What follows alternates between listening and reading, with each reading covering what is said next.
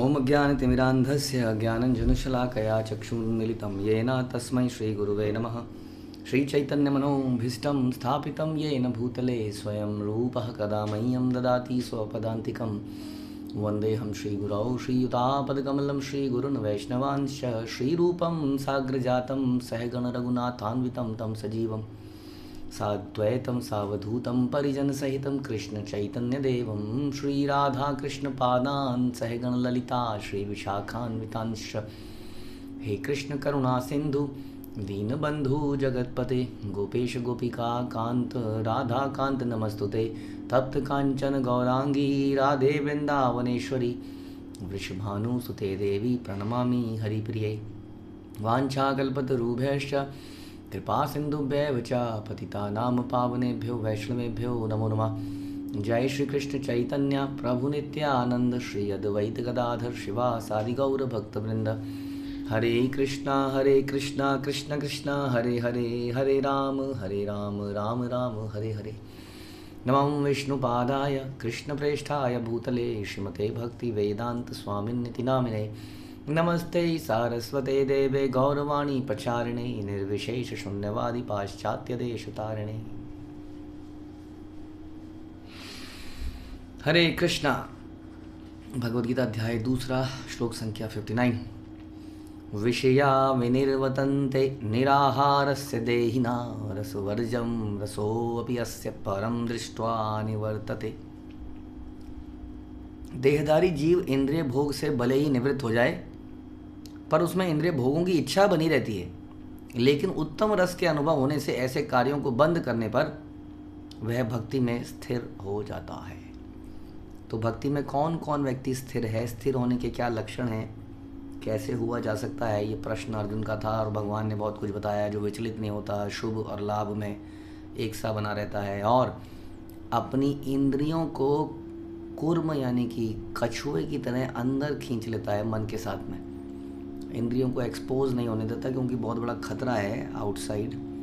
There are lot of attractions जिसके प्रति हम आकर्षित हो जाते हैं और हम अपना समाप्ति कर लेते हैं, अपना पतन के कारण बन जाते हैं। संसार में बहुत ज़्यादा अट्रैक्शंस हैं, हम जानते हैं। हमारे जो नियम हैं 4 नियम, जैसे मांसाहार ना करना या नशा ना करना या अवैध संबंध ना बनाना, जुआ ना खेलना, इनके विपरीत बहुत सारे ऐसी चीज़ें होती हैं संसार में जो बड़ा अट्रैक्ट करती हैं, इनको तोड़ने पर मजबूर करती हैं, इच्छाएं पैदा होती हैं। इसके अलावा और भी कई चीज़ें, इन आँखों के बहुत सारे अट्रैक्शंस हैं जो धीरे धीरे हमारे हृदय में करप्शन दूषित करते हैं हमारे हृदय को। एक कान भी ऐसी कई चीज़ें सुनते रहते हैं जो हमारे कानों में कुछ ऐसी आवाज़ें जाती हैं जो गलत विचार पैदा करती हैं। वैसे ही आँखों के ऐसे दृश्य देख लेते हैं जो गलत विचार पैदा कर लेते हैं। तो इसका उपाय क्या है? इसका उपाय हमने पिछले श्लोक में सुना कि कछुए की तरह अपनी इंद्रियों को अंदर खींच लो। लेकिन क्वेश्चन ये है कि कब तक ऐसा करें? बचपन में हम कई बार किसी कीड़े को हाथ लगाते थे और वो कीड़ा ऐसे हो जाता था, बिल्कुल जैसे मर गया हो। अब हम तो मनुष्य, हम तो पता है दिमाग लगा के हम देखते थे बच्चों कितनी देर ऐसी रहेगा, थोड़ी देर देखते रहते थे उसको, फिर चलने लगता था। हाँ, पकड़ा जाता था बेचारा। कब तक आदमी, कब तक कोई व्यक्ति अपनी इंद्रियों को बांध के रख सकता है?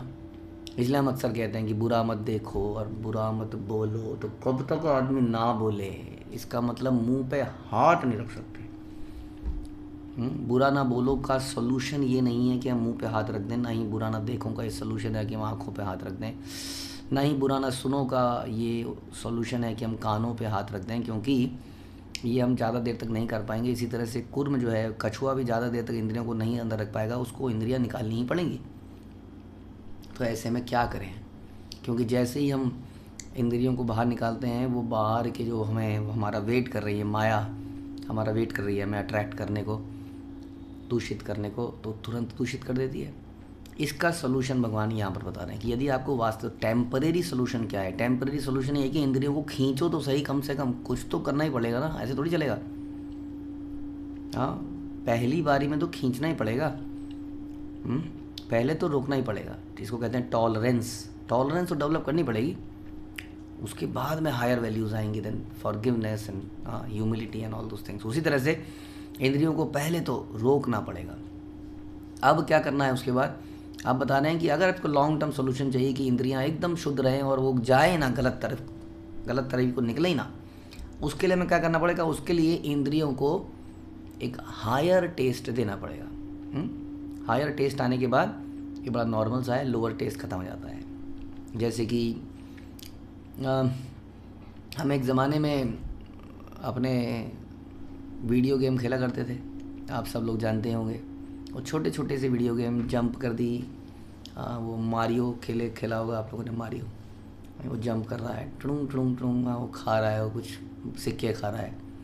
तो ज़िंदगी का एक सपना होता था इसको खेलना, है ना। आदमी सोचता था कब ऐसा हो कि मैं पूरा सारे राउंड क्लियर कर जाऊँ, अरे पानी वाला राउंड है, ये वाला राउंड है, अंत में ड्रैगन आएगा, ये आएगा। पागल हो गए थे लोग, पागल, सपना था देखने का। हाँ, लेकिन फिर उसके बाद ऐसे ऐसे गेम आए कि मारियो को कोई पूछता ही नहीं है। सबसे घटिया गेम लगता है लोगों को आज की डेट में, वो ऐसे ऐसे गेम उसके सामने आ गए। उसी तरीके से जब इससे भी बड़ा गेम व्यक्ति देख लेगा, सुन लेगा, तब वो इन दुनिया के गेम्स को छोड़ेगा। जैसे कि जितने भी गेम हैं, यदि आप कृष्ण लीला सुनेंगे, श्रीमद् भागवतम कैंटो 10, आपको दिखेगा बड़े बड़े गेम यहीं से बने हैं। आग वाला आदमी, हाँ, एक आदमी है जो आग लगा रहा है चारों तरफ, उसने चारों तरफ आग लगा दी और कृष्ण आग को पी गए, और ऐसे ऐसे बहुत सारे कारनामे हम सुनेंगे कि ये, हाँ, सबसे बड़ा गेम तो यही है। और धीरे धीरे आध्यात्मिक कार्यों में हमारी रुचि बढ़ेगी, शुद्धता आएगी। शुद्धता आने से धीरे धीरे हमारा रुझान बदलेगा। तो what is the meaning is कि हमें इंद्रियों को एक पॉजिटिव एंगेजमेंट देनी पड़ेगी। केवल उनको रेस्ट्रिक्ट करने से काम नहीं बनेगा। इसीलिए यदि हम अब आजकल के बच्चों को ये सिखाते हैं कि बेटा बड़ों की बात सुनो, बेटा ये मत करो, बेटा वो मत करो, हाँ, हम इंस्ट्रक्शंस तो बहुत सारी देते हैं, लेकिन कल्चर नहीं देते जिसमें वो अपनी इंद्रियों को पॉजिटिव एंगेजमेंट करके शुद्ध कर पाए। और culture is missing, only instruction, ज्ञान इज़ कमिंग, ज्ञान एंड ज्ञान एंड ज्ञान। ये ज़माना ज्ञान का रह गया है, जिसमें कोई विज्ञान नहीं है, कोई प्रैक्टिकल इम्प्लीमेंटेशन नहीं है। सब कुछ जानते बहुत हैं, लेकिन फिर भी पहचानते कम हैं। तो इसलिए क्या इम्पोर्टेंट है, इम्पॉर्टेंट है कि हम इनको पॉजिटिव एंगेजमेंट में लगाएं, चाहे बच्चा हो चाहे बड़ा हो, सबको एक पॉजिटिव एंगेजमेंट, ऐसी एंगेजमेंट जो हमें प्यूरीफाई करे, प्यूरीफाइंग। क्योंकि यदि हम अपनी इंद्रियों की इच्छाओं को पूरा करने का प्रयास करते हैं तो और ज़्यादा लिप्त हो जाती हैं। ऐसा हमें लगता है कि एक बार खाने दो रेस्टोरेंट में, अब की बार नहीं खाऊंगा, तो ऐसा होता नहीं है ना। आदमी का फिर मन कर जाता है, यार आज कुछ नई चीज़ खाने चलते हैं, आज कुछ और खाने चलते हैं, आज कुछ और पीने चलते हैं, या वटेवर, बहुत सारे विषय हैं इंद्रियों के। तो आदमी उसमें से कभी तृप्त नहीं होता है। ये तो शास्त्र बताते हैं कि जैसे अग्नि में घी डालते हैं और भड़क जाती है, उसी तरह से इंद्रियों की इच्छाओं को पूरा करने से इंद्रियां और भड़क जाती हैं। दिल मांगे मोर, वो डिफरेंट तरीके से मांगती है, कुछ और स्टाइल में मांगती है, something you can understand that. तो इस प्रकार से यदि इंद्रियों की इच्छाओं को पूरा करेंगे तो मुसीबत है, इंद्रियों को रोक देंगे कछुए की तरह तो मुसीबत है, क्योंकि वो ब्लास्ट हो जाएगी, किसी दिन फट जाएगी। ज़्यादा किसी के ऊपर कंट्रोल कर दो, रोक थाम लगा दो, फिर आदमी एक दिन निकल के भाग जाता है वहाँ से, है ना, भाग जाता है वो, क्योंकि पॉजिटिव चीज़ नहीं है उसके पास। इसलिए उसको ऐसा घुटन सी महसूस होती है और एक दिन निकल लेता है। हमारे बच्चे किसी तरह से 11वीं 12वीं तक हमारे रेस्ट्रिक्शंस में, कंट्रोल में रहते हैं, उसके बाद उन्हें लगता है अब तो आज मैं ऊपर, अब क्या जानेंगे मेरे माता पिता मैं क्या कर रहा हूँ, बहुत समय तक रोक लिया। इसलिए they must be engage in some positive things जो उनको प्यूरीफाई करे, जिसका टेस्ट भी हो, हायर टेस्ट हो, उसके अंदर टेस्ट भी हो। स्पिरिचुअल एक्टिविटीज़ में टेस्ट है।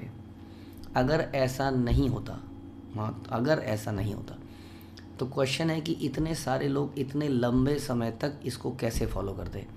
ख़ास तौर पे शिल प्रभुपाद के डायरेक्शन में, इस परंपरा के अंदर, गौड़ीय वैष्णव परंपरा के अंदर जो लोग हैं आज की डेट में सेवा कर रहे हैं, वो बहुत कड़े नियमों का पालन करते हैं, ऐसा लगता है लोगों को। लेकिन क्वेश्चन ये है कि इस कठिन संसार के अंदर कोई व्यक्ति इतने लंबे समय तक कड़े नियमों का पालन कैसे कर सकता है, वो भी वॉलेंटियर बेस पे। हाँ, 1-2 साल की बात नहीं कर रहे हैं। हम देखते हैं कि हमें भूत सवार होता है कभी किसी देवता विशेष की वर्शिप करने का, और हम वर्शिप करते हैं और थोड़े दिनों में हमें किसी और का भूत चढ़ जाता है, कुछ समय बाद हमें भूत चढ़ता है डाइटिंग करने का, थोड़े दिनों तक हम कुछ डाइटिंग का प्रोसेस अपनाते हैं, फिर भूत उतर जाता है। फिर हमें भूत चढ़ता है जिम जाने का, हम थोड़े दिन तक जिम जाते हैं, छोड़ देते हैं। हम मॉर्निंग वॉक करने निकलते हैं, जॉगिंग करने निकलते हैं, हम उसको भी छोड़ देते हैं। सही बात है, हम कोई चीज़ को लॉन्ग टर्म नहीं कर पाते, लेकिन ये लोग, ये गौड़ीय वैष्णव इतने कठिन चीज़ों का इतने लंबे समय तक कैसे फॉलो कर सकते हैं? यदि इसमें हायर टेस्ट ना होता तो ये लोग कैसे कर पाते? हाँ, ये सोचने का विषय है। इतने हज़ारों लाखों की संख्या में लोग फॉलो कर रहे हैं, तो हायर टेस्ट है विच इज़ प्यूरिफाइंग। और जब ये मिल जाता है तब बाकी के संसार के टेस्ट बड़े घटिया लगने लगते हैं। एक समय की बात है, एक व्यक्ति थे जो कि बहुत ही बुद्धिमान थे। तो बुद्धिमान व्यक्ति थे, तो एक बार ऐसा राजा ने ऐलान किया कि जो कोई इस डिबेट के अंदर जीत जाएगा उसको हम राजा बना देंगे। राजा wanted to appoint after him somebody very intelligent. तो एक व्यक्ति उसके पास गए और उन्होंने बहुत डिबेट करी। Was very intelligent person, boy, he was a boy, और वो अच्छे भक्त थे भगवान के। तो उन्होंने डिबेट वगैरह करी, और क्या हुआ कि वो जीत गए, उनको राजा बना दिया गया।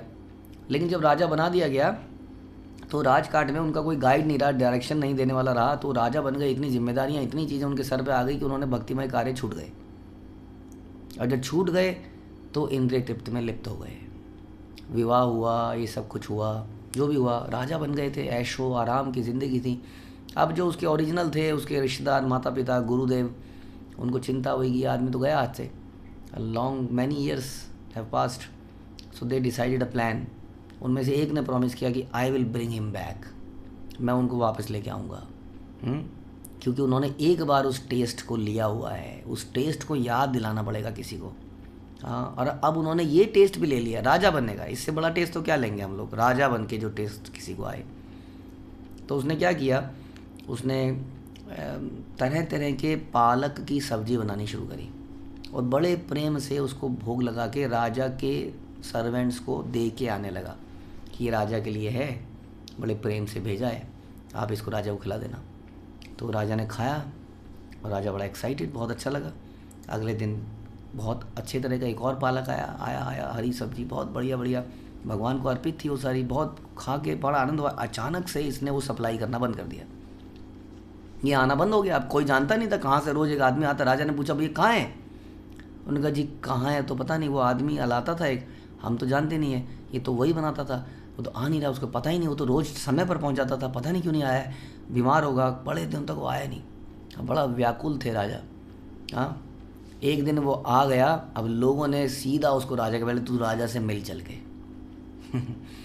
तो इस प्रकार से राजा ने उससे काफ़ी बातचीत करी। उसने कहा जी मैं तुम्हें इसका रहस्य बताऊंगा, तुम मेरे साथ आओ, ज़रा मेरे साथ चलो, मैं बताऊंगा क्या है क्या नहीं है। कुछ उसके साथ रिश्ता बनाया और राजा बड़ा अटैच हो गया था उससे, उसकी सेवा से। तो राजा उसके साथ साथ चला। चलते चलते उसने गीता के श्लोक बोलने शुरू किए। हाँ, उसने भागवतम के श्लोक बोलने शुरू किए। जैसे जैसे उसने श्लोक बोलने शुरू किए, राजा की स्मृति वापस आती गई, आती गई, आती गई, आती गई, आती गई। और घर पहुँचते, वो उसको घर ले जा रहा था, घर पहुँचते पहुँचते राजा की ये हालत हो गई। राजा ने कहा मेरे से बहुत बड़ा अपराध हो गया, गलती हो गई, मैंने जीवन का बहुत बड़ा समय वेस्ट कर दिया। और उन्होंने एक श्लोक बोला जिसको हम अक्सर बोलते हैं, शायद इसको सुनकर आप पहचान जाओगे हम किसकी बात कर रहे हैं। उन्होंने बोला कि जब जब मैं स्त्री पुरुष के रिलेशनशिप के, सेक्स के बारे में सोचता हूँ तो मुझे थूकने का मन करता है। हाँ, क्योंकि स्पिरिचुअल चीज़ों में जो टेस्ट है वो इस संसार के किसी चीज़ में वो टेस्ट नहीं है, ऐसा उस राजा का कहना था। और वो थे महान आचार्य यमुनाचार्य, जो कि रामानुजाचार्य के गुरु बने, महानतम आचार्य। तो उनके जीवन से हमें देख सकते हैं साक्षात। ऐसा नहीं है कि स्पिरिचुअलिस्ट लोग क्या जाने संसार के टेस्ट को। देयर आर मैनी पीपल जो इसको टेस्ट करके त्याग चुके हैं और इसको अपना चुके हैं। इसी को कहते हैं विषया विनिर्वतन्ते निराहारस्य देहिना रसोवर्जम। भगवान कह रहे हैं यहाँ पर, हम कई बार बचने का टेस्ट कोशिश करते हैं, कछुए की तरह अंदर रोक लेते हैं हाथ पैरों को, लेकिन वो जो सेंसरी टेस्ट है वो बना रहता है यहाँ मन के द्वारा। हम मन के द्वारा सोच सोच के उस टेस्ट को लेते रहते हैं, गलत विचार कर करके करते नहीं हैं कुछ, लेकिन वो मन में बना ही रहता है, जिसके कारण से हमारे विचार दूषित ही रह जाते हैं। वही बता रहे हैं भगवान, क्या कह रहे हैं, इंद्रिय भोग की इच्छा बनी रहती है, लेकिन यदि उसको डिवोशनल एक्टिविटीज़ में, श्रवण कीर्तन, भक्तों के साथ यात्रा, भक्तों के साथ प्रसाद पाना, भक्तों के साथ नृत्य करना, जप करना, ये सारे कामों में जब वो लगता है तो उसको हायर टेस्ट मिलता है, और तब जाके ये अंदर के इम्प्रेशंस निकलने लगते हैं। और तब क्या फीलिंग आती है, ओहो ये विचार आया ही क्यों मेरे दिमाग में, ये होगा।